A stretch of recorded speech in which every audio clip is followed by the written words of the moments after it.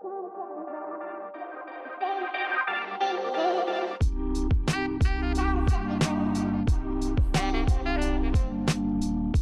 we doing, everyone? Welcome to episode 5. This is All Blocks Covered, a podcast that talks about all the different facets of the NBA. I'm your host, Marcus. I got Chili Chill right next to me. Say what's up, Chili. What's good, everyone? On this episode, it is the Players Pod. Last week was all about checking in on the East and West teams and the playoff picture for them. This week, it's all about the players. We're starting with the MVP conversation. It's very tight. I don't even think there's a leader right now. And then we're just going to stem on all the top players in the league and what they mean for their respective teams, as well as some miscellaneous items that we might get to. But as always, before we even get to that, we kind of just start with random things that's across our mind. So we decided to bring back Rapid Fire. Let's go. And so how we did it a couple episodes ago was your standard rapid fire, 1 minute on the clock. Last time I gave words to Chili. I had like 20 to like 30 words. Paul Pierce being one of them that stumped him. We've been to Turkeys before. And so this time it's my turn, and he prepared 20 plus words or whatever for me, and I'm very nervous, hella nervous, I should say. And so this is ABC Rapid Fire. Okay, here we go. Chili, we should get a timer, first of all. Hang on, I'll do a timer for this. I'm nervous for your words. I mean, I got exactly 20 words. Okay, got to keep it stock. I'm worried I'm just going to laugh at every single one. Okay. Are you ready, Chili? Let's get it. Actually, I should be asking myself if I'm ready. Exactly. Okay, here we go. In 3, 2, 1, go. Gators. UF. Music. My life. Basketball. Every Saturday. Power lift. Also my life. Traveling. Need to get back to. Donuts. Dreaming. Dream job. Final Four. Spurs. Manu Ginobili. Pizza. Cheese is the gold medal slice. MVP. We'll get to later. Water. A gallon every day. Summer 2021. Beach life. Vibe. Gold chain. Money. Need it. Dirk. Nowitzki. Family. I love them. That's it. NBA Twitter. Oh, makes me laugh. Annoying. This. Obsession.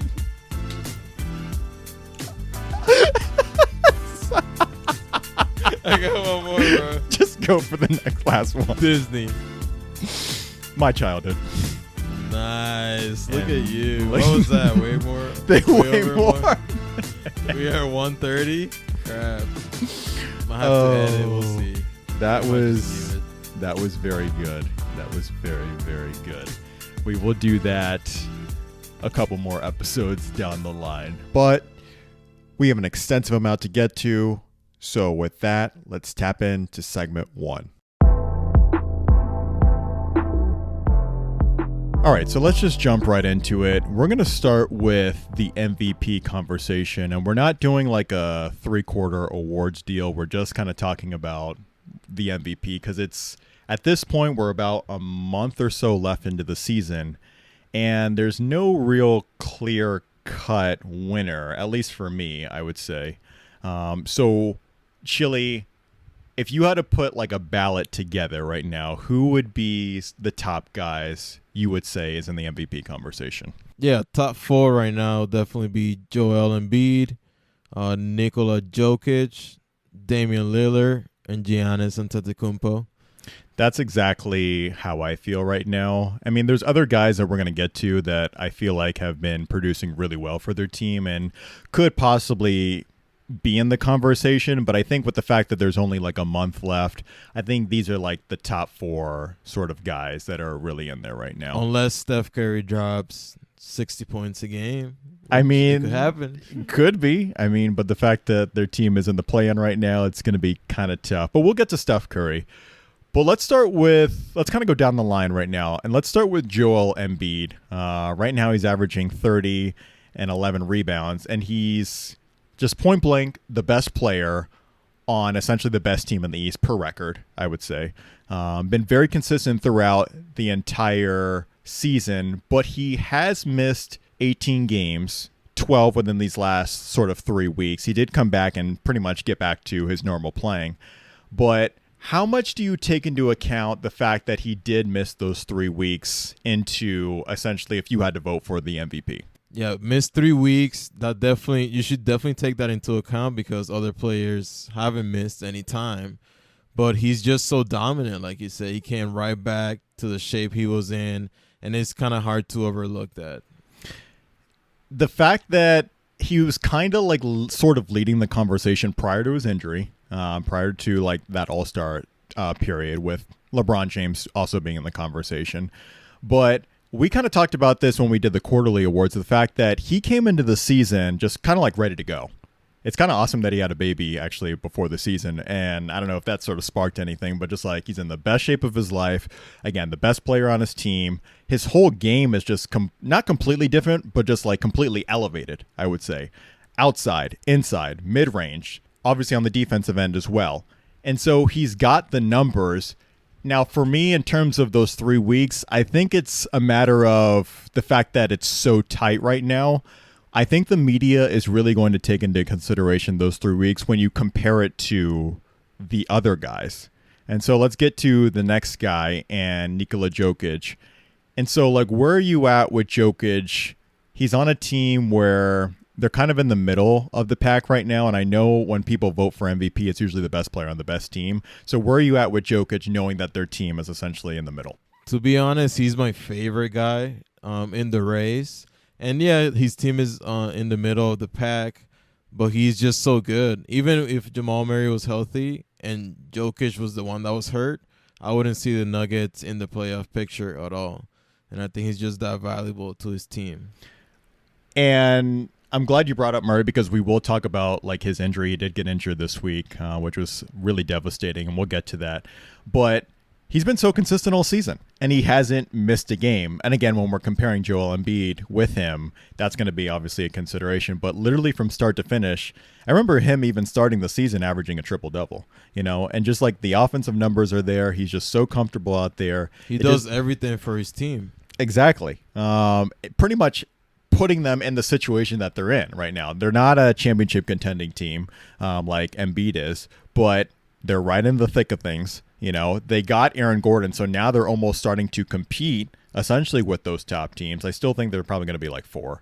I think at this point. And that's going to be key because although they are missing a star in Jamal Murray, they have a guy in Aaron Gordon that is so athletic and so energetic, and he's just going to compete. Exactly. And before we even get to like Dame and Giannis, so ESPN this past weekend did a straw poll where an ESPN reporter named Tim Bontemps contacted like 100 plus media members, and he did like a straw poll of if the media were to vote right now of who the MVP is, who would it be essentially in this 3-quarter right now? And the results turned out that Jokic had 91st place votes to 100 essentially, and Joel Embiid I believe had like 5 or something, which is pretty astronomical, to the fact that again Joel Embiid is the best player on the best team in the East right now, and the fact that he's not even near close to Jokic, which I guess what they're saying is they're taking into effect those 3 weeks essentially. And if he was that, and he's a valuable player, but the 76ers are a decent team. They still have Ben Simmons, they still have Tobias Harris, so that that plays a fact too. And they were winning those games when he was gone too, sort of deal. So it's just interesting to the fact that there's not necessarily a true disparity between the two. When you have to, I think at this point, as we're talking right now, we're almost saying like these are like the top two guys right now. Like we'll get to Dame and Giannis in a second, but like these are really the top two guys in the conversation throughout the entire time. LeBron is no longer there because he is injured. I know Kevin Durant was actually fourth when they did the straw poll back in February, but he's missed so much time, and we'll get to Kevin Durant. But like these are the top two guys right now. And so I guess I'll just ask you, we don't need to do this right now, or you think, but it's more of the fact that we should just think about it. Just like if you were to vote right now between those two, who would it be? I would say the Joker. I would have to go Jokic as well too, and it's just kind of. And we'll see, because if you ask me the same question right before the season ends, and Embiid's been putting in work since he got back from injury, I might consider him. I think it's something that's going to be very close, and I think it's actually going to be kind of controversial at the very end because, again, if Embiid continues to put those numbers up and Jokic continues to put his numbers up without Murray, and then when you look at the placements, we're going to get to the fact that, okay, we can't ask media members this, but just like how much do they take into effect that injury if Jokic wins? And if Embiid wins, it's just like, okay, well, Jokic was so consistent, but the fact that Denver was just in the middle of the pack and they weren't like a top team, that hurt him when he was the best player on that team and actually put him in that sort of situation. So, but if Denver could stay around that range in the playoff contention, I think with Jamal Murray being out, Joker's numbers are going to go up, and that might just seal the deal for him. True. And we'll get to this when it's actually time to vote, but like narrative, agendas, eye tests, analytics, there's so many different factors for what the media is going to vote on. And again, all those sort of different things are based on individuals who are actually voting and what they actually sort of care about.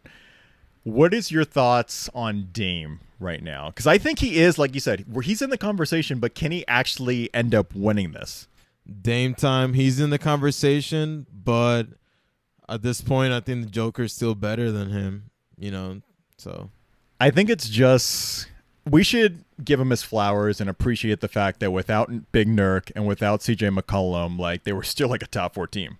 Oh, and trust me, I'd rather tune in and watch Dame time than most players, including most players, even in the MVP race, so. This is facts. He's really fun to watch. So exactly, just being able to pull up whenever, really like putting them on his back. Essentially, he's got the numbers right there. I just don't feel like when you start comparing him to the other two guys, like it's just the offensive output that he brings to the table. And like, again, he's a flashy player, just like Steph Curry. You want to watch him, you want to tune in to see him. But again, when you look at the total package of Jokic and Embiid, I mean, I think it's going to be really hard for him unless just miraculously Portland ends up winning all their games and he scores 30 a game. Then you start like, okay, well, maybe we should kind of consider him. But I do feel like he should still be kind of talked about in this sort of circle of the MVP conversation. Giannis is very tricky for me. Very, very tricky. He's averaging 28, 11 rebounds, and 7 assists, the same averages over the last 2 years that he's won the MVP award.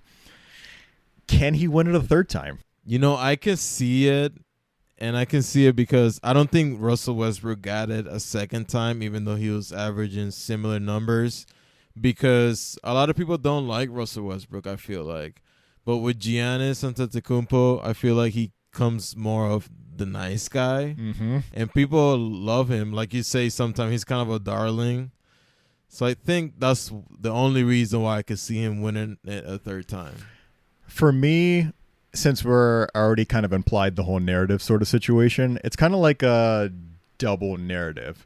Because on one hand, on the negative narrative, it's like, hey, I don't want to vote for this guy for a third time. Just like naturally, just because he has the numbers, I'm just, as a media member, you're probably thinking, I don't want to vote for him a third time when there's other guys that could be deserving. You could have that sort of outlook. But then I like the outlook that you brought to the table where like, he's such a lovable character and player in the league and one of the faces of the league. do they see the numbers, see that he's on one of the better teams, a top 3 team? They could push for first as well. Kitty, again, he's missed 6 games. I don't think that doesn't really count. It's kind of like whatever, just recently. But if he can propel his team to 1 or 2, then it starts opening the doors of just like, okay, now I think this really is a 3-team race. But I just find it fascinating the fact that he has the same numbers and he's not talked about with Embiid and Jokic, and he has a top team.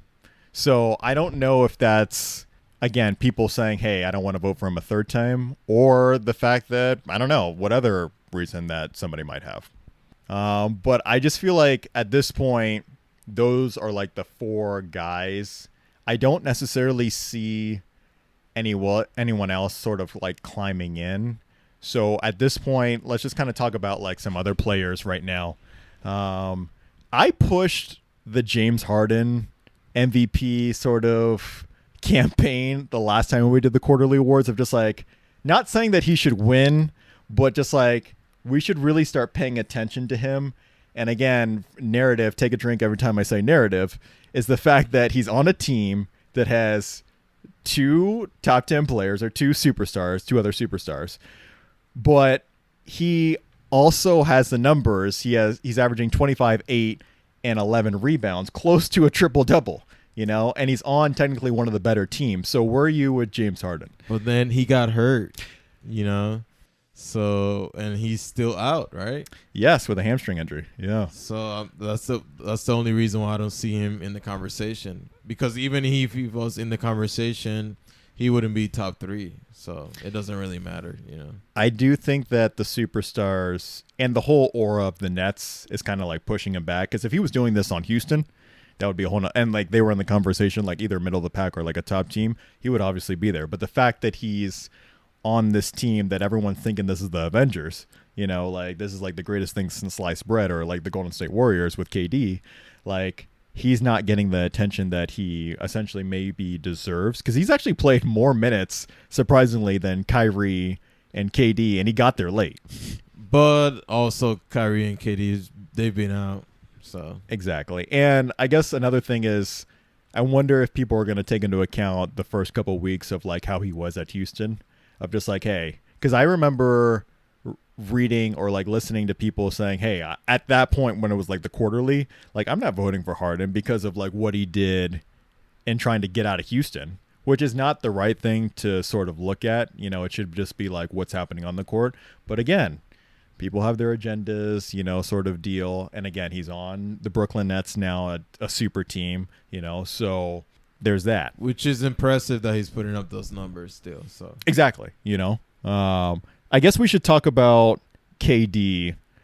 And I remember you during the quarterly, and even like before we even did the podcast, of just like he could be a potential person of winning the MVP. But he's just been out for so long and just like came back. Yeah. And now he's out again. And we wanted to mention last podcast that could he be eligible for 6th man of the year, because he had 2 games where he did come off the bench for 2 separate reasons. But he's been out.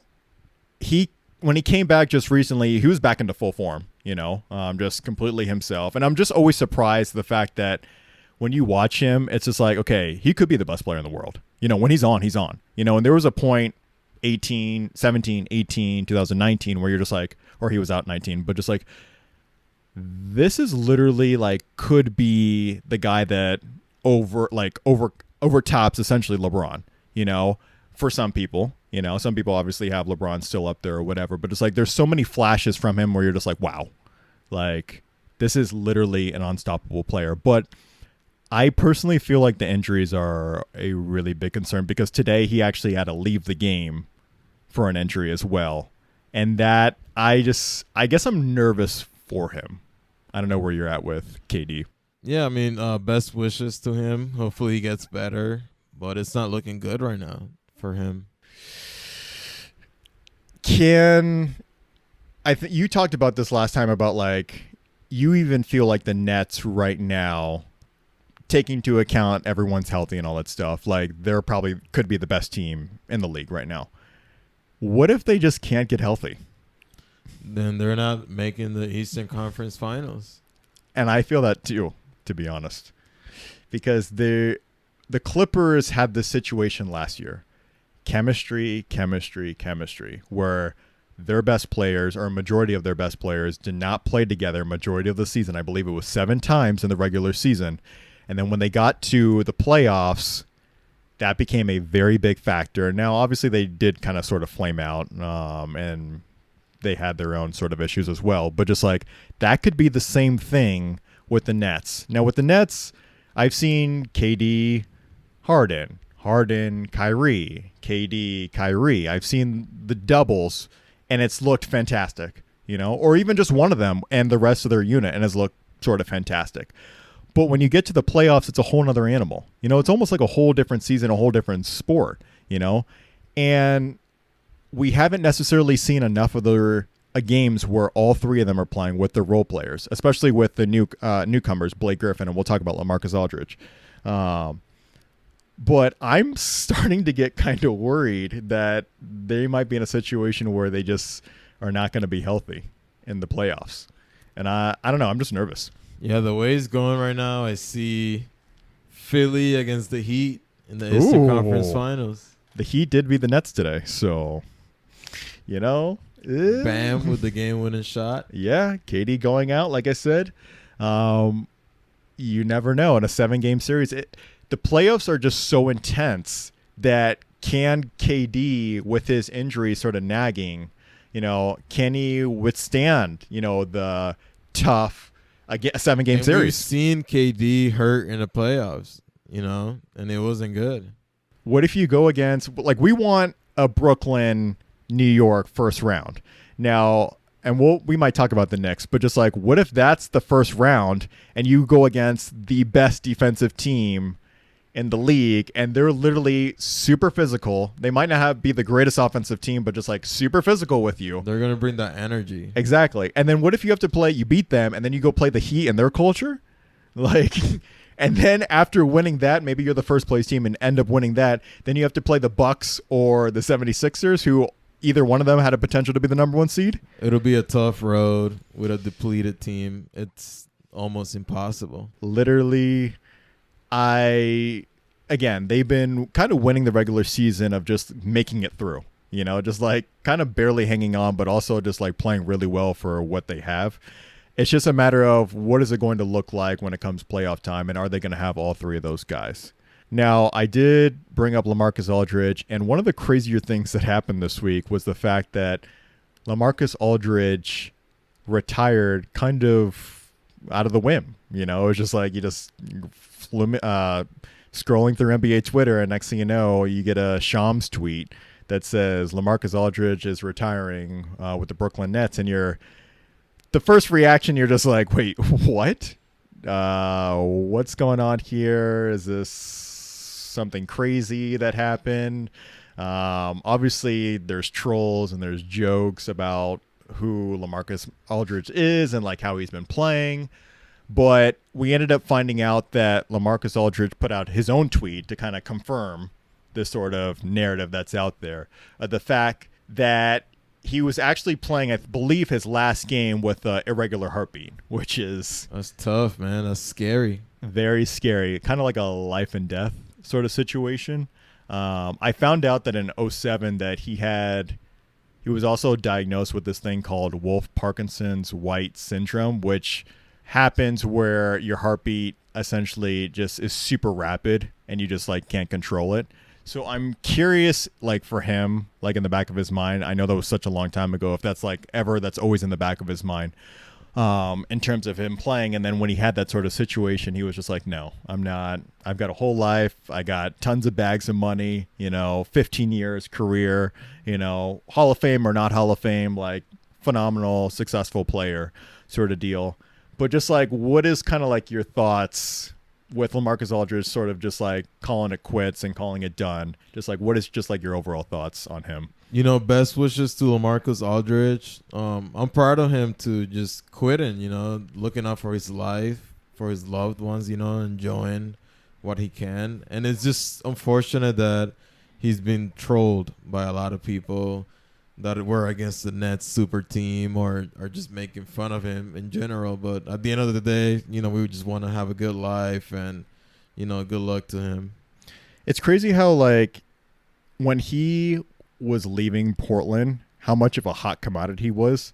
Like, obviously he went to my Spurs, and I'll talk about that, but just, like, so many teams really wanted him because he was one of those flexible bigs that can shoot from the outside, can guard and switches, and kind of do it all for, like, his size. I know the Lakers even wanted him as well, but just, like, he ended up going to the Spurs, and it was a good experiment to see just the short amount of time with him and Tim Duncan, what that looked like, because they wanted a David Robinson, Tim Duncan sort of feel. Like, this was like this young up-and-coming sort of big that was probably going to be one of the best bigs during that time or our time or something.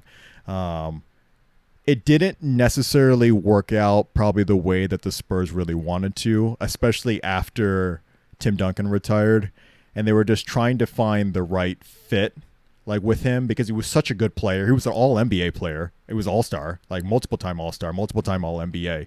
But it was just a matter of the fit and the system that the Spurs were trying to run. I guess it was just tough for him to sort of fit in, especially with Kawhi even being there as well. He had so many flashes where he would have like a 30-point game or like a big night and then just kind of like drop off. And I know a lot of Spurs fans were just like trying to figure out what was kind of going on, I guess, of just like, why can't we make this work? He's supposed to be like one of our best players. He ended up mutually parting ways with the Spurs and going to the Nets. And a lot of people, probably including myself, were just like, I don't think this is going to work. Just like, this is probably done for him. It didn't work out with San Antonio, but then he goes to the Nets, and the couple games that he played, it was kind of like that snap of the finger, and now he's back to being LaMarcus Aldridge. Same with Blake Griffin as well.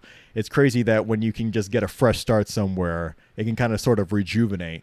But unfortunately, it just didn't last very long. It was only a couple games, and I'm with you. I'm just glad that he has like the self-awareness. And, some players just want to just keep going and keep going. It's just like, oh, it's just a blimp. It's fine. Like, I've been playing for so long. Like, I just want to keep going. I'm making so much money. I just want to keep doing this. But I'm just like with you. I'm just like, you know what? I've just been so successful. I didn't win a ring. Whatever. It doesn't even matter. Like, I did my time, and I should be proud of exactly what I've done. And it kind of reminded me of Andrew Luck. When he called it quits, because he had like multiple injuries, multiple concussions, and he was probably going to be like one of the best quarterbacks of all time, but he just didn't have an offensive line. But he decided, you know what? I just got a bag, recently, and I just have so many injuries, and I just can't take this anymore, and I'm calling it quits, which was pretty surprising at that time. And this is just another sort of situation where athletes are just so self-aware. And we're just in a time right now where it's just like, there's so much more important things in life than putting it through a hoop. My health is just more important. So props to LaMarcus Aldridge. And the Nets will be fine. Yeah. I mean, now they have to play DeAndre Jordan, a couple more minutes. But they also have Nick Claxton, 3 superstars. Blake Griffin is surprisingly dunking, which They'll be all right. I remember that episode you were just like, I'd be surprised, like, don't be surprised if he does in his first game or whatever dunk. And even though he hasn't dunked since 2019, and of course he ended up dunking or whatever, but fresh legs. Yeah, he fooled Detroit. Full Detroit. But yeah, that's the Nets. I think they'll be fine. But let's bring up your Lakers, because we have to every single pod. At this point, it's a Laker pod now. Lake Show. So I guess we'll start with, we talked about this last episode of just like, okay, they're losing a lot of games. They actually just beat the Jazz, which was pretty nice. That was pretty cool. But they didn't also have their best players. So that's where we're at in the NBA right now, where it's just, we're trying to hype up like big games with Jordan Clarkson and Dennis Schroeder as the main guys. But Anthony Davis might be coming back, which is a big deal. I've heard that LeBron might be coming back in a couple weeks. Per sources. Again, we're just, just scrolling through NBA Twitter, just seeing that something that kind of sparks our attention, But I guess our weekly check-in from you of just like, where are you at with your Lakers and how maybe excited you are that these two players are coming back? I'm excited that they're coming back, but like I've said before, I hope they take their time. There's no rush. It hasn't gotten that scary yet. The team's still head above water, so take your time and be back whenever you can. Make sure that injury doesn't linger in the playoffs. They're just like in that conversation with the Nets, where just like you need to be healthy. You guys have LeBron James and Anthony Davis, and other teams don't. And then specifically LeBron James, if the fact that you guys have them, it doesn't matter about the placement. Like I said last week, it doesn't matter about the play-in. It doesn't matter if they're 5th, 6th, because 7th. You're probably going to still end up playing those same teams anyway. So it doesn't really matter. But without AD and LeBron, there's no ring. Right. Or no chance. I just feel like with LeBron, the fact that the amount of years that he's been in, the fact that he's been with those Cleveland teams that just were not good, and he still made it to the finals, like he feels confident in himself. It's just a matter of the nagging injury. And the same thing, like I said, with the Nets. If they're fully healthy, they can beat anybody in the West. But when you start limiting minutes for LeBron and AD because you're scared of what might happen, or something does happen, which we don't wish on, but just like you just don't want that to happen, because again, if you go against a Utah team that shoots 50% from the three, then you need to be all world, like that's going to be very tough. I want to ask you, outside of LeBron and AD, who's that one? Meant to ask you this last week, of just like, who's that one X factor where you need that one person to just step up? Like when it comes to playoff time, like that one person, you just need them to be on their A game. I need Dennis to be as consistent as he has been. I think he's done a great job. He is exactly my one guy that and I saw it when I was watching the Utah game, and he was battling with Jordan Clarkson the entire game. It's not Andre Drummond, because again, you can put AD at the 5. I think it's just, I understand and welcome the fact that Andre Drummond is a really good player, but I think it is Schroeder, because Schroeder is essentially going to be the replacement of Rondo last year in terms of what he can provide defensively, what he can provide at the point guard position, and his motor of what he sort of brings. That's what Rondo brought in the playoffs, that kind of personality and that leadership. That's what they need from Schroeder. And they need a lot of energy from Harrell. But, contained, no technical energy. But, when he's there, he needs to make sure that he maximizes his time on the court. I really like that when AD went out and LeBron went out, Vogel actually started Harrell, sorry. But he didn't really play well, and he actually asked to come off the bench because that's his normal sort of feel. Like he knows what that feel is like when it comes to coming off the bench and the energy that he needs to provide. The same thing is going to be needed when it comes to the playoffs. And we talked about this last week of just like, I don't see Gasol getting a lot of minutes. He's at a point right now where he's just not the same player when he was with Memphis or Toronto. Like he's just not that player. I think he can bring serviceable minutes, but when it comes to closing and actually being a key player for this team, it has to be Harrell. And he needs to bring the energy, the rebounding, the defensive effort of what they need, because he could be that 4 and AD could be the 5, essentially, down the stretch when they play against a lot of these tough teams. But again, it's the minutes that Vogel is going to... I'm curious of how Vogel is essentially going to use the matchups of what they have. Let's talk, since we're kind of still in this kind of like MVP early-ish, of just like, let's talk Chris Paul. A lot of people in the media are really pushing Chris Paul to be MVP.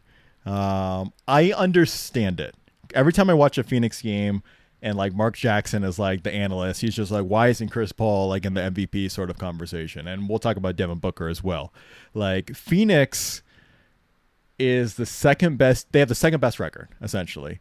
And so Chris Paul, wherever he goes, their team is better. Why is he not the MVP? I get it because he doesn't have the numbers, but it's like when you start thinking about the actual definition of most valuable player, he really is the most valuable person for his team. He is the most valuable person for his team, but he's not the most valuable player of the league, to me. That is fair. It's more of just like, can we just respect what he does, essentially? And especially NBA Twitter, and a lot of people acknowledge him. So, and he's getting his flowers. But you could, without Chris Paul, the Phoenix Suns might not be in the playoffs. Oh no. But you can say that about a few guys on True. other teams, I just feel like when you take into Like, are the Knicks in the playoffs without Randall? Even a team like that, Exactly. So is he the MVP? That is a good point, to be honest. Because when you take into account that last year they had a relatively similar team, but couldn't make the playoffs. And I know they had that 8-0 stretch in the bubble where they literally had to win every single game to even have a chance to get into the playoffs. Then you had Chris Paul, and now you're the second seed in the West. Now I understand where people are saying, like, hey, he is extremely valuable to his team. It's not the numbers. It's the leadership. It's the organization. It's the voice. It's like everything that his aura that he sort of provides. But you take that into consideration. You take it in the fact that Devin Booker is no longer the point guard. He's coming off screens and now being a shooter. He's now in the position that he needs to be in. You bring in Jay Crowder as the stretch four. You have an amazing bench and you have a really good coach. And that's sort of the formula of why they're the number 2 seed. But it's a more of, again, giving him his flowers, but also appreciating the fact that there's so many different things that are going into the equation for Phoenix of why they need to be where they need to be. Now, when it comes to the playoffs and for some reason that Phoenix somehow makes it to the finals, then we'll kind of look back and just be like, okay, well, maybe Chris Paul was the MVP, because now they're in a position that they've never even been in before. And he's in a position that he's never been in before because he's never made it to the finals, so it's just kind of interesting. But another thing is even Devin Booker, he doesn't get his sort of respect. He's averaging 25 points a game. And he's the best player on the second best team. I just talked about Embiid being the best player on his team, sort of deal. And he's flying with the conversation as well as Jokic, flying with his numbers, but Devin Booker couldn't even sniff an all-star until an injury, and this was the same thing last year, so I don't know what he has to do. He's at a 70-point game, but these are two guys that people are going to look at and just be like, okay, if Phoenix does really well, why weren't they sort of in the conversation? And we've got a lot more to talk about, but let's just take a short break and we'll get back to this later. This episode's Community Assist Minute is dedicated to Joel Embiid of the Philadelphia 76ers. Embiid continued his efforts to combat homelessness in Philadelphia with a $100,000 contribution to 3 Philadelphia-based organizations, Youth Services Inc., Project Home, and Sunday Breakfast Mission. He also provided 15,000 meals to those in need, 4,000 essential clothing items, medical treatment for 1,000 housing insecure individuals, access to a 6-week summer camp for 50 young people experiencing homelessness, and shelter for more than 300 teens facing housing insecurity. Embiid extended his support of local community members by assisting 5 families that have been greatly impacted by the COVID-19 pandemic, providing each with gifts and clothing, groceries, and housing rent relief for the next year. Much of Embiid's community efforts over the last year have focused on COVID-19 relief. At the onset of the pandemic, Embiid joined 76ers managing partners Josh Harris and David Blitzer to donate $1.3 million to Penn Medicine to develop antibody testing of frontline healthcare workers. As part of his continued support for healthcare workers, he pledged $500,000 through the hashtag First Responders First campaign, an initiative of Harvard T.H. Chan School of Public Health, Thrive Global, and the CAA Foundation to provide PPE to frontline workers. Embiid mentions, "It has always been incredibly important for me to use the platform I have been given to create positive change. Housing insecurity and homelessness affect so many in our communities, and we need to come together now more than ever to support one another. I am proud to support organizations like Covenant House, Pennsylvania, that are working every day to provide essential resources and services." Last month, Embiid was recognized as a winner of the NBA's own Community Award in recognition of his dedicated efforts to address housing insecurity in Greater Philadelphia. Kaiser Permanente and the NBA will donate $10,000 on Embiid's behalf to Covenant House, Pennsylvania. And this has been your Community Assist Minute. All right, so let's get back with some of these teams and players, and we still have a laundry list of different items that we want to get to, but let's start with going back to the whole MVP sort of theme, and let's get with Luka Doncic. And he was one of those guys that I had as my preseason MVP, and I think most people, especially even in the media, had him as like a preseason sort of MVP, but he started out really damn slow, a little sluggish. The Mavs weren't even in sort of the discussion. And then you mentioned this last week about like how he's just kind of like willed his way back to kind of like where he is as an athlete, as well as the Mavs still in the thick of things for the West. But like, where are you at with Luka Magic? Luka Magic. Man, he is so much fun to watch. Even that last shot he had against the Memphis Grizzlies, that was really fun.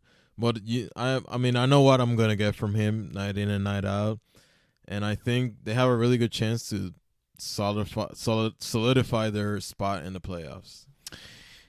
He's kind of almost doing it kind of by himself. Porzingis has been kind of a little bit inconsistent. I know he's been battling with injuries, but then you kind of look at the makeup of their team, and they have some decent role players, but just like the makeup of their team is not necessarily going to be enough for them to contend. And I know they're a team, or even to make the second round, to be honest. Right. They're a team that has Mark Cuban, and they're going to do what they can in the offseason to, again, pitch to get more superstars. But I mean, it's amazing how Luka Doncic right now is sort of in that echelon of kind of like that top 10 for like how young he is. Deserving so. Everything he sort of brings to the table, his height, and everything. But what he does is kind of almost a detriment to like the other guys that are around him in his age. And it's not necessarily just Trae Young, because I know they've been compared to each other, but it's amazing that a lot of the young guys are kind of like looked at of just like, why can't that individual be at the status of Luka Doncic? Which I think is kind of unfair, to be honest. When you start like looking, people love to talk about like top 10, top 15, and there's a lot of young guys that are kind of like at that cusp, and we'll kind of get to a couple of them, but just like, it's amazing how well Luka has played so well. And it's just like a detriment to like the other guys. But it's unfair because they had different paths. So like the other guys like playing college, but Luka, he played professionally, and that goes to show you that he's been in same scenario like the NBA before, so he's kind of used to this. And we're seeing that with LaMelo Ball. I mean, it's the same sort of situation where Luka Doncic played professional, and a lot of people are like had that stereotype about what Europeans are, which I would have hoped that we're kind of past that, but just like now he ends up being the pick that he's at. He ended up getting switched with Trae Young, but like he's been dominating his 3 years that he's been in.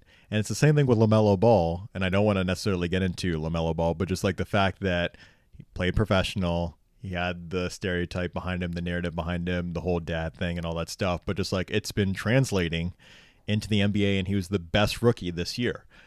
So that's going to be a whole nother conversation when it comes to like the draft, of just like how we sort of view like how players are coming either out of high school or coming from the European system, of just like, hey, what is this sort of dynamic like from coming to college, going to the G League, or playing professional overseas? Like, what is the essentially right path, But I do want to stay with the Mavs. And Mark Cuban had this comment about the play-in tournament, and it kind of started with Doncic and like him expressing his thoughts. But Mark Cuban said the whole play-in tournament is almost like an enormous mistake. And part of me feels like he's only saying that, and Doncic is only feeling that it's because they are in 7th place, which, just to clarify, the play-in starts with the 7th place team, the 8th, 9th, and 10th. And so, again, if they were in the 5th or 3rd seed, would we hear from them? And I kind of get it, because they came back from way behind. They were not even in the playoff picture, and they fought really hard to get where they're at right now. And to play one game and lose and not being able to compete any farther, that would suck. But to be honest, I'm all in with the in-game the playoff tournament. So the NBA sort of started this last year because of the whole bubble thing, just to build a little bit more excitement, and it was just the 8th and 9th seed at that time, and so it was literally a 2-game sort of playoff where if the 8th seed won one game, they were in. But if the 9th seed won the first game, then they would have to play a second game, and that was between the Grizzlies and the Portland Trailblazers. But Portland being, I think, the 8th seed, they ended up just winning that one game, and then they were obviously off and in, which was unfortunate for the Grizzlies because they were in the playoff race the entire season, but they were so young. It was, it is what it is. Dealing with injuries, too. True. So this year's plan, obviously, like I said, is 7, 8, 9, 10, and 7, 8 will play one game. The winner of that game automatically gets in.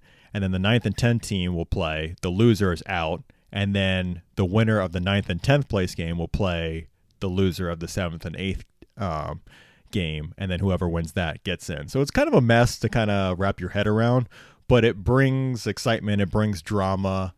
But I also understand where Doncic is saying it's kind of like the baseball deal where in baseball they play 162 games and then you have one wild card if you don't win your division.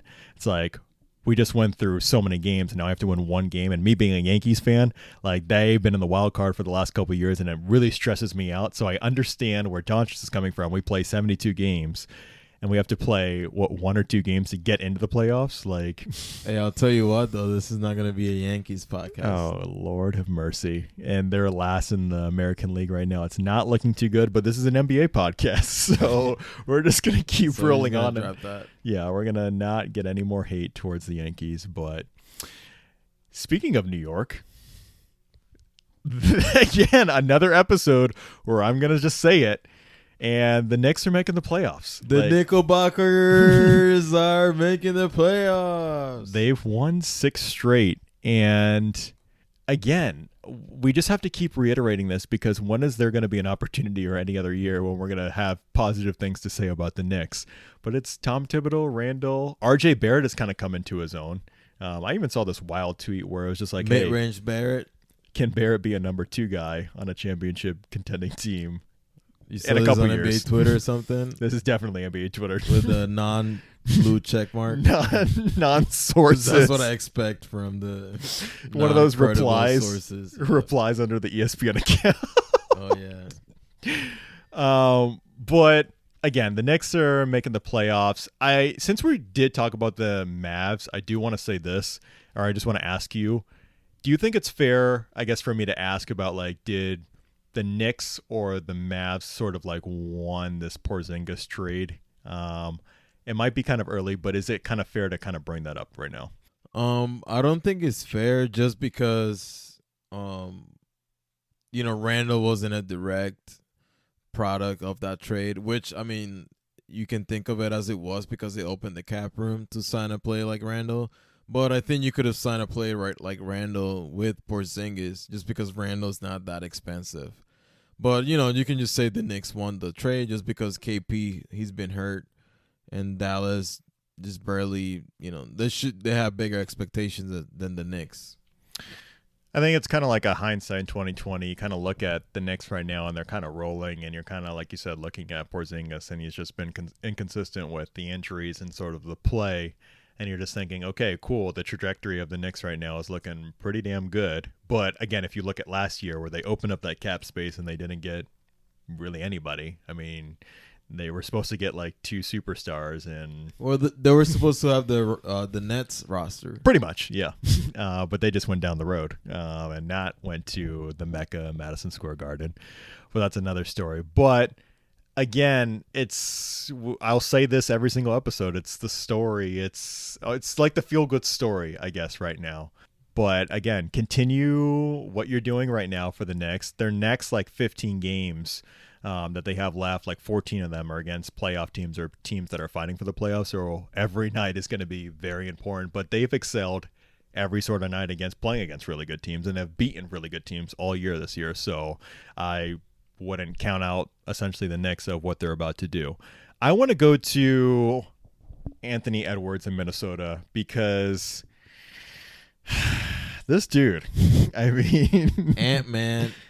Not only is he hella funny, and we'll get to that, but just he's been kind of dominating this sort of last quarter for them, these last sort of weeks. And I guess I'll ask you, since we are big LaMelo stans, just is it possible for him to actually win Rookie of the Year? As sad as it makes me to admit that it is possible, Although I like LaMelo Ball a lot, he's my favorite rookie maybe will be my favorite player in the future. Just him being hurt, that gives other players a chance to get the award. And Ant-Man, Anthony Edwards, he's ahead of the pack. It's nice that we can kind of talk about him like positively. I know James Wiseman has been like talked about his inconsistencies, but again, like he's in a completely different sort of situation. So, and I've already said that we'll evaluate him later on and like what that means for the Warriors. But like Anthony Edwards as the number one pick, it's kind of nice that we can still kind of talk about him as just like, hey, him starting to live up to that placement. And like he's been kind of tearing it up. I know they're on a really bad team. They got a new coach. Karl Anthony Towns is back, so he's kind of like feeding off of him, and it's kind of like giving him life. He probably has one of the best dunks of the year, which that's, I guess, a sight to see or whatever. But I want to go from Ant-Man to a Hitman. Truth. But I want to go back to him being hella funny, and by that, here are some of his favorite, or some of our favorite clips of him. If you get a win tonight, that will breed confidence going into those next 4 games against teams in the similar spots beside you in the table. Where you from, Jim? Ireland. I like your accent. It's tough. Oh. I want to learn how to talk like that. But ask your question again. I was too much listening to your accent. Sounds like you're just an athlete. Yeah. Okay, ping pong, baseball, football, basketball. Tennis, swimming, lacrosse, whatever you need me to play, I'm going to go do it. If it's some money on the line, I'm going to go do it. Can you golf? Whatever you need me to do. Okay, hockey. Whatever, on the ring, whatever you need me to do, it don't matter. Got it. Trash can ball, we can do whatever you want. Trash can Cook ball. food. You can go pro. Cook food. That's something to do. I bet I'll be A1 from day one. Do you have any thoughts about him? Are you an A-Rod fan at all growing up or anything like that? What do you think about what he might bring to the team? A fan? What you mean? Like, who is he? The baseball player, Alex Rodriguez? Yeah, I don't know who that is. Okay. I know he's gonna be the owner, but I don't know nothing about baseball. Alrighty. And so before we leave Minnesota, oddly enough, A-Rod like bought the Timberwolves, which his name is just always everywhere. Like he just broke up with Jennifer Lopez just recently. That's all over the place. He's on Fox, he's on ESPN, he's doing the baseball thing, he's at so many different businesses. He's like all over our faces on the TV screen. But I'm looking at your face and you're like shocked by the J-Lo thing. My girl's single? Were you waiting for tonight? J-Lo's back on the block? Are you kidding me? She is. How come I did not know this? I hope Krista doesn't listen to this episode. Ooh. Might get me in trouble. We might have to put this. Good for J-Lo, though. We have to put this podcast on private. Free my girl. But he purchased the Minnesota Timberwolves. And so a lot of the speculation is about, is Minnesota going to stay in Minnesota? And we're not going to do this full expansion sort of talk, but can you see A-Rod moving the team, I should say? I could see A-Rod moving the team to obviously a bigger city, bring excitement back to the Wolves, or who knows if they'll change their name. True. You know? So I could see that happening. Minnesota, I should say Minnesota. They have their time. So you and your Midwestern life. Remember, he was a Seattle Mariner. So, and there's a lot of talk about like the NBA going back to Seattle. Could we see Minnesota going back to Seattle? Could we, or not going back to Seattle, moving to Seattle? Can we see them going to Vegas? A big hot commodity. The Raiders are there now. It's a big sports betting is now more socially acceptable now. A lot of these leagues are kind of like buying into it right now. So we will see what's next from Minnesota. And also, don't sleep on Tampa or Mexico City. But, Mexico City. Whoa! But we'll have that on standby. Yeah, we'll have a whole other sources, whole other pod with sources of an expansion talk and what that would look like. Speaking of ownership, D Wade, like big shout out to the Flash. Him again, another crazy. Not him getting ownership stake in a team, but with the Utah Jazz of all teams. I know there was kind of like reports, or I guess the owner of Miami was saying, hey, after he retired, we talked about him possibly having a stake in Miami, but D Wade claims, hey, I just got a better offer in Utah, of all places. Could this be any sort of connection of like when he first left Miami and how he felt about not getting paid? Eventually, obviously, he did come back to Miami, but just like, what are your thoughts when you first saw D Wade getting ownership in the Utah Jazz? At first, obviously, I was like, Utah, but that was my first thought. But after that, I was super excited just because, you know, a young black African-American just making moves, you know, just setting an example. And I'm just so very proud of him. And I know a lot of kids are going to be looking up to him that I already look up to him as a player. But, hey, like I could be an executive. I could be an owner.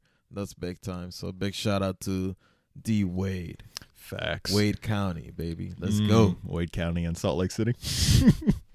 But I really like that, again, he's doing this because he already talked about like him saying that you just don't get these opportunities, so why would you sort of pass it up? And he already mentioned that he wants a hands-on role, kind of maybe change the reputation of how people look at the Utah Jazz and just like what he can sort of bring to the Utah Jazz. He does have a really great relationship with Donovan Mitchell.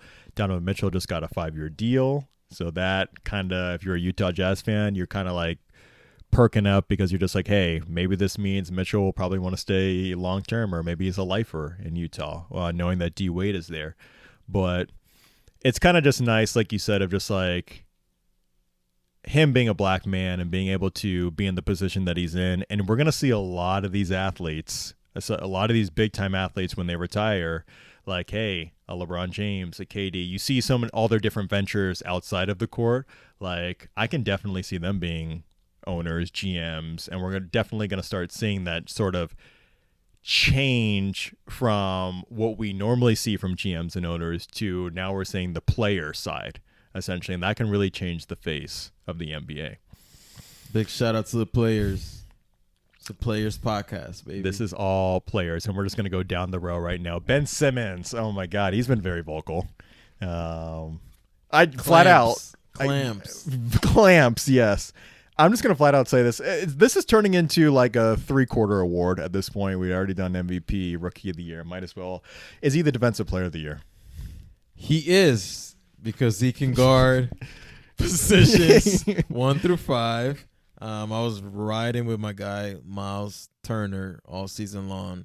He's been in and out, injuries. Rudy Gobert, just kind of tired of seeing his name up there. Just blocks, which is something I really enjoy. But Ben Simmons, he's been stepping it up. He's been vocal. I'm not a fan of that, really. I like the game to speak for itself, but low-key been backing it up, so oh well. I don't know why I thought you were going to say Rudy Gobert was going to be your DPOY, which I guess he could be. But again, it's the versatility. It's the flexibility. He can guard 1 through 5, like you said. And he proves it, to be honest. I've also saw this weird, not debate, but I saw this weird thing where Bam Adebayo is getting a lot of love because of today's game against the Nets. I guess he shut down Kyrie, and the fact that he can also, for his size, guard 1 through 5. And, you know, that's fair. Which is shown to be mobile. Yeah. I mean, he can move. But, I mean, Ben Simmons, it's nice that Embiid's having, like, his moment as, like, being in the MVP conversation. And now they have shooters in Danny Green and Seth Curry. So you don't necessarily have to look at Ben Simmons and say, hey, you need to shoot. So look at this scenario. Oh, Lord. Joel Embiid wins MVP. Ben Simmons wins Defensive Player of the Year. They don't even make the Eastern Conference Finals. Do they split up the team? That's a very good question, actually. And that's actually all. The first part of your question is a very likelihood that that's going to happen. The last couple of years, that's all you've been talking about. Like, people have been talking about just like, hey, should Ben Simmons and Embiid sort of like split up? You know, can they be the face of each could be a face of the franchise? When Harden was about to get traded, like, Ben Simmons was on the table because of Daryl Morey and that whole situation of like, hey, are they going to trade Ben Simmons for Harden straight up, or like whatever with other pieces? I'm going to go no. I'm going to go trust the process, and I know that started in like 2012. Okay, so real quick, what if they don't win any awards or just one award and they don't make it to the conference finals? My thing is that if they win the awards, if they don't win the awards, I can also just see them still not making it to the conference finals, because I can kind of believe in the Bucks. I believe in the Nets, and I believe in the team that you're trying to push in the Miami Heat. Like, I believe in that team too. My question for Philly has always been, yes, they're playing really well right now, and I believe in them wholeheartedly. It's the backcourt that I don't necessarily trust in the playoffs. And I know Danny Green has been in many sort of situations where he has thrived in the postseason, but Danny Green and Seth Curry as your backcourt, and I just don't believe in that. Embiid has to just play really well. Tobias Harris has played really well. He needs to step up. And Ben Simmons is, if he does what he does, but just, I don't know. I just don't trust the backcourt. I'm sorry. And I just feel like there's a possibility where they don't end up making it to the conference finals. Bro, this is like the first time in 2 years or ever that I've heard you say you believe in the Bucks, which you've been preaching for months that you don't trust the Bucks. I just feel like it's not that I necessarily believe or not believe. It's just that I want to see them kind of overcome the situation that they're in. I mean, to be able to flame out the last 2 years, which is understandable that they should get the hate that they kind of deserve, being the number one seed and not making it to the finals. But just like, what if we get in a situation with Drew Holiday now, just like, it's like kind of a new system with them. And I think there's more energy with them in terms of their style, but I guess I'm going to contradict myself, but just like, I don't necessarily trust Budenholzer because he never really adjusts like on the fly, and especially in the playoffs the last couple of years. So like, who knows, kind of thing. But I agree with Drew Holiday. It's different now. It's more defense and more shooting, more reliable shooting, I should say. But again, with Ben Simmons, Defensive Player of the Year. Again, you can argue Rudy Gobert, Miles Turner. If you want to put in Bam Adebayo, it is what it is. Let's talk about some guy that's not getting any love. And I guess since we talked about the Bucks and like how they need to prove it in the playoffs, this is one guy that does need to prove it in the playoffs. It's Paul George. Who? He's part of LA Team B. Oh, number 13? He's still playing? He is. How come they don't talk about him, bro? I don't know. Last 5 games, 37, 36, 32, 33, 36. I don't understand. Beast mode. As well, first of all, I'll just bring this in here. They added Rondo, 7-1, regular season Rondo, ? I'll stick with PG of just like, why doesn't he get the love that he deserves, I guess, in this moment right now for you? And I think it's because just the past few years how he has come up short. And I think that's why people don't talk about him right now. And which I think it has benefited him a lot, being low-key. It's just amazing that, again, last year, nonstop talk about the Clippers, nonstop talk about Kawhi. Nobody's talking about Kawhi. He's a top 10 player, like an official top 10 player. No one's talking about him. Again, last year, just nonstop talking about Kawhi and PG. And then obviously they had what they had in the bubble sort of deal. And then from that sort of situation, the whole team and those 2 players are just kind of like riding low. They've been on national TV, kind of deal, but just like they've been riding low, winning games. They're the 3rd seed right now, 3.5 games out of 1st. They've had some situations where they just couldn't close out games. But Kawhi and PG has just been playing at their level right now. And they're just quietly just kind of hanging out. No one's talking about this. I'm sure they love it right now. Maybe PG probably wants a little bit more recognition. I had him in my MVP conversation in like January, February. But he's not winning it. Again, it's the narrative of you need to do it in the playoffs, the playoff P. You need to actually be the playoff P.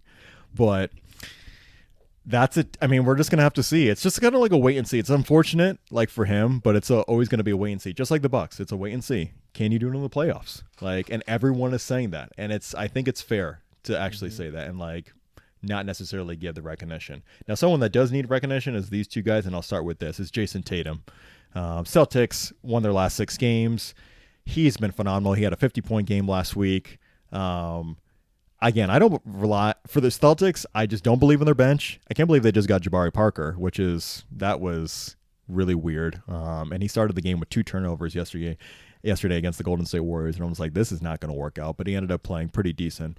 But I don't believe in their bench. I don't believe in their center. But somehow they're making it happen. Like, I just don't understand. Now they're in the fourth. They're the 4th seed right now. They were in like 8th last week, product of the mess that we talked about last week. But just like, I'll ask you is, can the Celtics somehow compete with the top 3? Just like, No. same. Tatum can get hot. Brown can get hot. It's just not enough. The top 3 in the Eastern Conference are really solid. And I don't think Boston could even beat the Heat. And the Heat are not even in the top 3. So if you can't even beat the Heat, I'm not even going to discuss the Bucks, Philly, or the Nets. I said this yesterday on Twitter that, well, first of all, Fournier's been out because of like COVID protocols. I don't think that really makes a difference. But just like Kemba had a really big game last night, and I'm just like, they need Kemba to just match the level of like even a Jaylen Brown. Like, and that's what he was there to be brought in for. Like, I don't expect Kemba to be Kyrie Irving, because that's just not going to happen. But he needs to elevate his game and be very consistent for them to even have a chance. Because like I said, I don't trust the bench. I just don't trust a lot of their role players. It's really going to rely on like their big 4, Kemba, Smart, Brown, and Tatum. And if they, all 4 of them, can kind of lock in and just be all world for them, they might have a chance, but I just don't necessarily see it. And I even wrote down, I'm just like, okay, so who's our 4th best team in the East between Boston, Miami, and Atlanta right now? Like, who would you, out of those 3 right now, do you feel good about being like the 4th seed, I would say? Miami Heat, baby. That's like the safe answer for me, to be honest. Mostly because I don't trust Boston, and Atlanta is young. I know they have the weapon. I think the more talented team out of it, I think it's Atlanta. I think so, to be honest. But they haven't been there before, especially with this crew. But I trust the system and the culture and the coaching of Miami to kind of get over the hump, even though they've been really inconsistent all year. But it's the playoffs. It's a whole other situation. I trust Spoelstra. I wholeheartedly trust Spoelstra. Let's talk about this guy. And I don't know why I'm smiling already, but just like Steph Curry. Chef Curry with the pop, boy. The man is a magician. The man is, you can throw in whatever you want to call him. Just like, he's just been all world. He just recently passed Will Chamberlain as the best, or having the most points, I should say, in Golden State Warriors history. I just want to share this fun fact, but Brook Lopez actually leads the most points for the entire Nets organization. And I thought that was like my quirky little fun fact for this podcast. And I just needed to share that somewhere because that is really odd when you take into account Brooklyn and New Jersey. But back to Steph Curry as the main sort of a ordeal is that the last 10 games, he's been averaging 40 points. Like, I mean, he's gotten 4 games where he's like hit over 8 threes. And I'm just like, I don't even know what to say about him. Just like, I don't want to have to start having the conversation of just like where he is kind of all time. Obviously one of the best players in the league, but I just feel like sometimes he just doesn't get the credit that he kind of deserves because of maybe his stature, how some people think he's ruined the game, even though he loves that sort of saying. That's like a saying because, again, he changed the game. You know, he's one of those guys all time has really changed the game. So just like, where are you kind of with Steph Curry, even specifically just this year and like what he's done? Well, overall, I think he's going from the best shooter ever to solidify himself as one of the best players, period. And I think at some point he's just going to be top 10. He's going to have to be. And for this season, I think nothing short of great, you know, just doing everything he can to keep his team afloat. And they're right there knocking on the door, you know, trying to play in that playing tournament. That's all they need, one game to make the playoffs. So last week I said that they're in trouble, as well as the other playing teams were in trouble. And then they ended up winning like 4 of their last 5, you know, and that's on the backs of this miraculous sort of just like explosion from Steph Curry. And it's kind of awesome to kind of see him flourish now because a lot of the NBA Twitter sort of talk is that like he can't do it without KD. can't do it without Klay Thompson. You know, obviously Draymond Green is Draymond Green, and he's a fantastic player, but just like, can Steph do it by himself? You see LeBron kind of do it by himself and kind of make it happen. Can Steph do it? And you're almost, I know they're in the situation, like you said, they're in the play-in sort of situation, but just like, he's getting double teamed, triple teamed, quadruple teamed, just like, and still putting up these like astronomical, crazy shots, you know, sort of deal, and still putting up like 40 plus points a game. He's not going to be in the MVP conversation because of the placement that they're in. It's just that, it's just more of just like right now, it's just giving him his flowers, you know, and just like that recognition.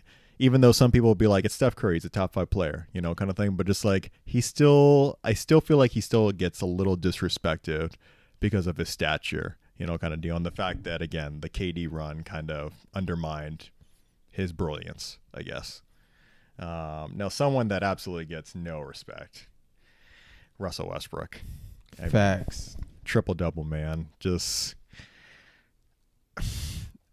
I don't think, if you follow the NBA or just like casually, you probably don't know that the fact that the Wizards are now tied with the Bulls of being in the 10th seed. Before we even like put this podcast together, like right before we put this podcast together, the Wizards were in last place in the East. Okay. Somehow they've managed to just kind of like balance it all out and has the chemistry right there. And they're not on national TV. So again, they're not getting the attention that they deserve. But like, they're back into the situation of possibly making it into the play-in or even in the playoffs. Sticking with Russell Westbrook, why do you think, and this is probably just like not even just this year, but just like him as a basketball player, why don't you think he gets the recognition he sort of deserves? And I think people don't really like him, especially the media, because of how he responds to them maybe, and how his personality, you know, he's not taking any crap from the media. And I think that is why he's so rough, his game. So I think that's why the media doesn't like him. I think one of the reasons why I absolutely like him, and it's not necessarily, I guess you can tap on the triple doubles, but the fact that every game he brings it, like the energy he brings it, you know, like he could be like completely rough shooting the ball, which sometimes are, you know, it happens, you know, we've seen like with our own eyes, but just like the energy that he brings every single night, you cannot discredit that, because there's not another player really in the NBA, and you can just go down the line that like every single game he just brings that tenacity where it's like, okay, you don't have to ask him, hey, he didn't have the effort tonight, you know, like he could be like the absolute worst shooter on the court, but just like he's just going to bring it defensively, and he's going to keep attacking and keep driving, and like somehow at the very end just like be pissed that they lost, you know, kind of thing. It's just like the passion that he sort of brings. Then you topple that with the amount of triple doubles. Like he won his first MVP because of the triple doubles, and then he comes back the next year and averages a triple double and not even in the conversation sort of deal. But then you even look at this year and it's like he's still doing it. Now, like you said, some people think that he's a stat patter, you know, whether the media or fans let that he's a stat patter, because you look at these stats and you're just like, okay, how come nobody's talking about him and like all he's doing is just getting these triple doubles? Like, is it because of him or is it because of the team? Because at the time they just weren't winning, whether it be this team, Houston, or OKC. But again, since we're doing like this players pod, we're almost at this point where it's just like, hey, we just need to get the flowers to the people that really deserve it. And Russell Westbrook is literally one of those guys that you need to pay attention to, because he doesn't give a rat's bleep, you know, like you said, he just doesn't care, you know, and I think he's accepting of himself that if he wins a title, he wins a title. If he doesn't, he doesn't, but he's done so many great things. And to be honest, to me, he'll go down as one of the most noticeable point guards in history. Yeah. I mean, the stats prove it, to be honest. So if you just want to go based on that, like he's one of the all-time greats, you know, just based on the stats. And again, like I said, what he brings to the table. And with the Wizards, though, real quick, I'm not surprised where they're at right now. I was expecting them to be in the playoff contention, so I'm happy to see that they bounce back. We talked about this before we even did the pod, of just like how when they were kind of in last place, of just like why weren't they in the situation that they're in currently? Because they had Russell Westbrook and they had Bradley Beal. They gave Bertans that money too. Where's Hachimura, you know, sort of deal. Why isn't it sort of working out? But sometimes you just have to be patient. Sometimes it's just not going to work right away, and they had to go through those pains of the COVID protocol, Thomas Bryant getting hurt too, and just kind of just figuring it out. And now they're just kind of secretly rolling. And what's going to happen is we're going to get to the end and they're going to be like the 10 seed and you're going to be like, what happened? Well, I'm just like, well, we talked about them a month ago. So they're in the playoffs right now when they were literally in last place in the East, like literally 2 months ago. So it's just crazy, but just like turn on your league pass and like start watching the Wizards. We're going to end with kind of like the state of like the NBA right now. And we're just going to do this kind of quickly of just, we're noticing that there's been like a lot of injuries, a lot of rest. The Toronto Raptors just got fined, as well as the Spurs today just got fined for resting players, which I just thought was hilarious because we've just gone through this entire couple years of just, or not even couple years, it's really decade of just seeing like teams resting their stars and like nothing really happens. But load management. Right. The kings of load management for any sport, really. And really started with my own Spurs, like, but which is funny because Danny Green actually tweeted that the Spurs intentionally like sat players, which I thought was very loud of him to say. But bro, I remember going to Magic games even in like 2013, 2014, or even before that 2012, and not being able to see a Tim Duncan, a Tony Parker, or a Manu Ginobili because they were resting. It's just that wasn't even news back then, right? It's just and speaking of the Spurs, it's just like I always remember I think it was either 2013 or 14 where it was like the big Sunday ABC game where like a regular season game where it was San Antonio versus Miami, and like San Antonio purposely sat Duncan, Ginobili, and Parker against the big three, obviously against Miami, and like so many people were pissed. Especially the NBA was pissed because it's just like, hey, all eyeballs on this rematch, and we're just going to rest players. And I know this is my Spurs, but like they were very notorious of like sitting their stars. Was it because of age? Who knows? Was it because of preparing for the playoffs? Most likely. But kind of getting back to this, Fred VanVleet said that this is kind of like the most unpure year of basketball for him. And I'm sure a lot of players and front offices and teams are thinking this because you got to take into account the fact that they're playing in empty stadiums because of COVID reasons. You're seeing all these injuries. There's back-to-backs. The schedule's condensed. They've started the season early. It's just kind of like a madness race to the end, just kind of like stumbling to just get to the end. And we're just seeing so many injuries. Some are freak injuries and some are possibly because of this. But it's just more of just understanding this is a different year. It's a very unique year. You had the bubble. That was very unique. But this is another sort of unique sort of situation. We're looking at the product on TV and we're thinking, hey, this is just like a regular year. We're seeing the stars, they're performing or whatever. But from their perspective, staying in the hotel their entire time when they travel. Again, no fans. Having to produce energy, playing these back-to-backs. It's just kind of crazy for them. So I guess it's more of taken into account when you kind of look back when the season's done of just like, hey, this is kind of almost just like the bubble of just like, hey, whoever wins this or whoever gets the awards or whoever gets first team all NBA or whatever it might be, it's just like the sacrifices and everything that they had to get through and still perform at a high level. It is what it is. And so speaking of injuries, Donovan Mitchell got injured this week. They don't say it's going to be as serious, but I think Utah will be fine. They're still in first. If he can come back, they'll be fine. But for Jamal Murray, he got injured really late in the game, last like 50 seconds in the game, which is so unfortunate. And so he's sort of done for the year. I guess we'll close out with this of just like, how do you think that sort of impacts the Denver Nuggets? I think, and we kind of talked about what they look like without Jamal Murray, and we said they might be all right. But for the regular season, they still got Jokic. They're going to make the playoffs, obviously. But for the playoffs, I think they're in trouble without Jamal. And I don't see them, to be honest. They might not even make it out the first round. And I wholeheartedly agree with that because they're in fourth right now and the Lakers are fifth. So, first of all, they probably wouldn't have got out even with Jamal if they were going to play the Lakers at full health. But depending how the whole seeding sort of work and who is where they are, like, it's unfortunate because they were just such on a tear, with him and getting Aaron Gordon, and they were so much fun to watch, specifically offensively, and then he goes down, and now you're just like, okay, well, sucks for that, sucks for that sort of rise of them actually possibly contending with the top 4 teams essentially in front of them or around them. But I guess they're in trouble right now. Maybe they can pull together. They have MVP conversation in Jokic right now. Can Aaron Gordon step up even more offensively? Can Michael Porter Jr. step up even more offensively?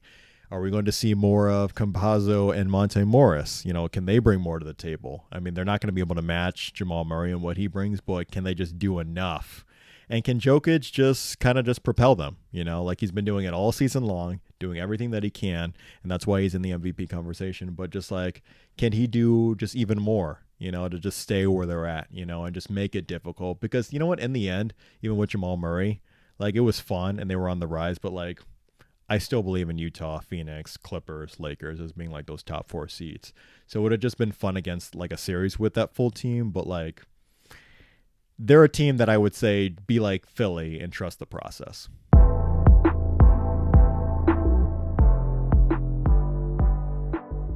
As we close, as always, this is our time for our parting shot. This is our last message that we want to share with the listeners.